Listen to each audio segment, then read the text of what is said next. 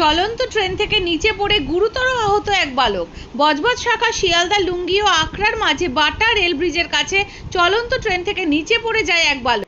এই নিউজটি নিবেদন করছে গ্রিন টি ক্যাফে। পবিত্র ঈদ উপলক্ষে মগরাহাট চাকদাহাট গ্রিন টি ক্যাফেতে অনলাইন অর্ডারের উপর চলছে ধামাকা অফার। প্রতিটি অর্ডারের উপর 20% ডিসকাউন্ট, 5 কিলোমিটারের মধ্যে ডেলিভারি ফ্রি। ডাউনলোড করুন গ্রিন টি ক্যাফে। যোগাযোগ করুন এই নাম্বারে 9038873070, 9635100486।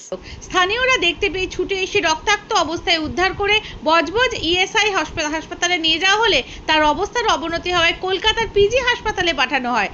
তার মাথায় রেল লাইনের পাথর লেগে গর্ত হয়ে যায়। আহত বালক লুঙ্গি কালচারাল মাঠ এলাকার বাসিন্দা। লুঙ্গি থেকে ট্রেন ধরে শিয়ালদা যাওয়ার পথে এই ঘটনাটি ঘটে।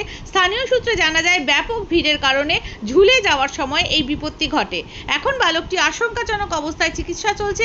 বিষয়টা নিয়ে তদন্ত শুরু করেছেন রেল পুলিশ।